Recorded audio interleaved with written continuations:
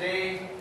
We're going to start out, we're just going to do a few dances that belong to the second half of our Potlatch ceremony, the second half that we have nowadays. We call the Potlach or the Potlatch. And this type of dance in the old days were the summer dances. These are the dances that took place in the summer, and these ones were dances that came down from people from the north. And in our particular family, a lot of these songs and dances came from my grandmother's great-grandmother, who was Tlingit from Alaska.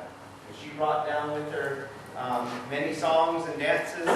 And the first dance that we do during the Potlatch ceremonies is called the Potlach, and in English we call it the Chief's Peace Dance. And when we do this dance, the dancer wears what we call a dancing headdress, and we fill it with eagle down. And for us, and eagle down is a blessing, and it's also a symbol of peace. And so when the dancers dance, we believe it's kind of like a healing type of dance. The Potlach is a healer dancer, and my brother Rick, who's singing with me today in our family, is our Potlach dancer, our Chief's Peace dancer. But our nephew Dave is going to be dancing on his behalf today. And when they dance, the eagle down comes out of the headdress and goes all over the room and covers the floor. And it's a very magical, special dance for our people, the Potlach, the Chief's Peace dance.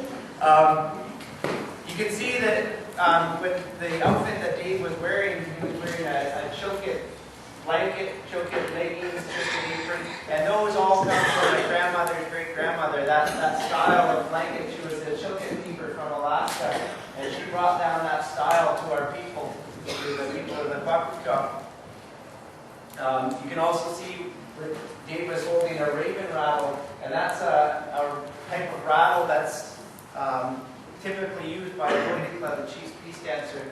And if you noticed, he held the rattle upside down because we believe that if you hold it the other way, that the raven might fly away. So you always hold the raven rattle upside down so it can't fly away from you.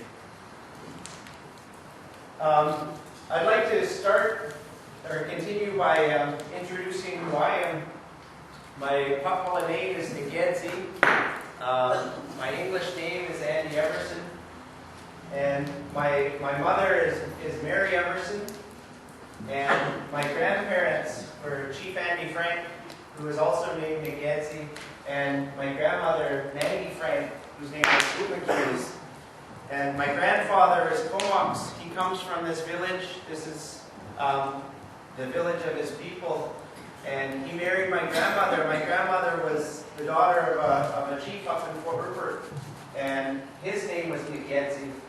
And she married my grandfather, Chief Andy Frank. And part of that marriage, when our people would get married, the Weiss family would always send over songs and dances and stuff to show for their children, so that they would have a place to come from. They would have songs and dances that go along with the family. And sometimes in a marriage, a house would go over as part of the dowry. And this house actually came over as part of the dowry for my grandmother, to my grandfather, who became Gedzi. And I'll talk a little bit more about this house after this next dance.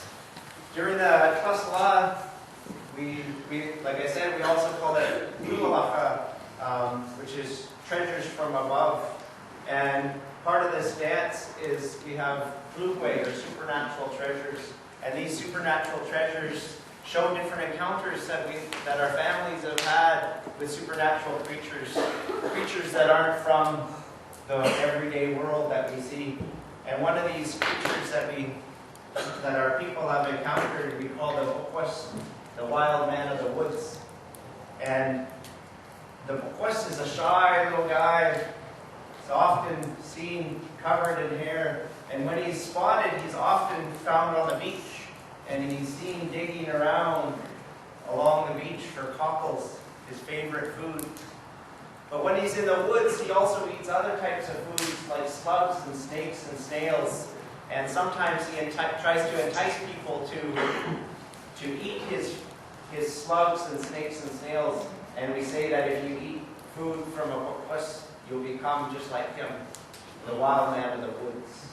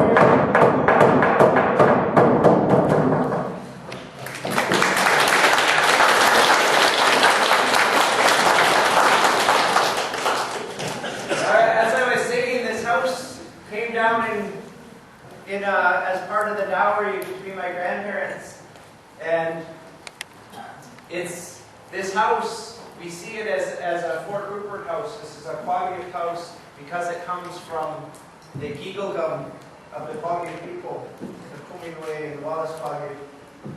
And so this house symbolizes the marriage of my grandparents. So it's very special to our family because it symbolizes that marriage.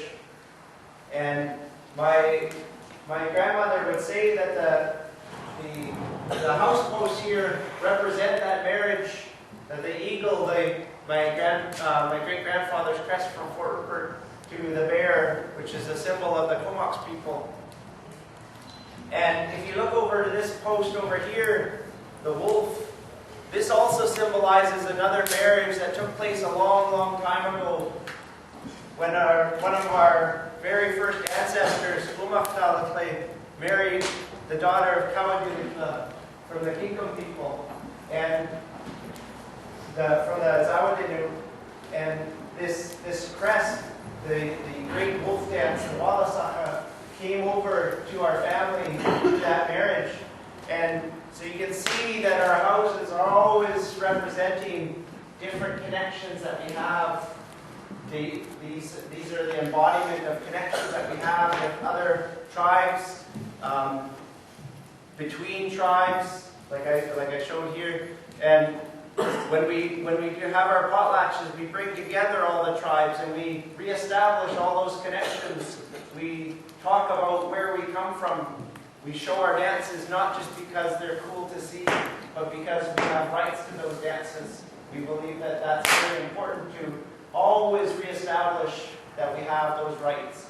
If we don't show our dances publicly to assembled guests, to invited guests, then the dances are locked away, and we can't show them until we bring everybody together into a potlatch. We don't just do it because it's a fun thing to do. We do it because it's important. It's an important way of honoring our ancestors who had these marriages that brought over these dances, that forged all these connections between all of our tribes. And we show the respect that we have for our ancestry, where we come from. And part of where we come from is reflected in our dances. We're going to do one final dance for you today, and this is another Glubwe, supernatural treasure. And this one we call the Sapa, the echo. And the echo is a supernatural creature that's able to take on the form and the sounds of any creature in the forest, any creature in the sky, or any creature in the ocean. And you'll see this dance, this mask will change several times into these different creatures.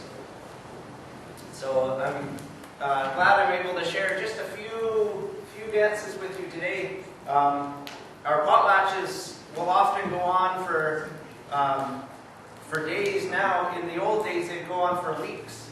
And so you'd be sitting watching this kind of stuff for weeks at a time. Nowadays, we try to cram it all into one weekend because everybody has to go to work on Monday.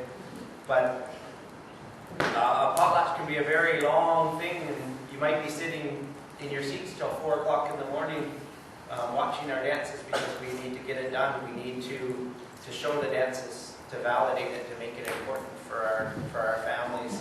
So we're going to show you this one more dance, and I'm glad you guys are all paying attention and enjoying this. And it's great to see all the little ones here. The Sapa, the echo.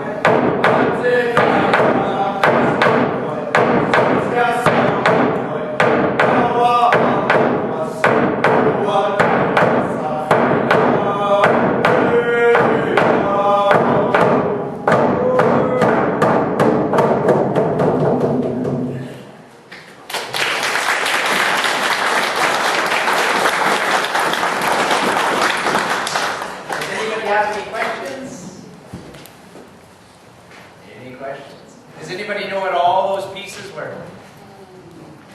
What was the first one? Any guesses? Wasn't an eagle. The first one was? Crow. A what? Crow. Close. Raider, yeah. What was the second one? Bear. That was easy, right? Third one. What was the third one? Wasn't an eagle. No. You can see how the way it is moving around. It moves around like that. Owl, yes. What was the last one?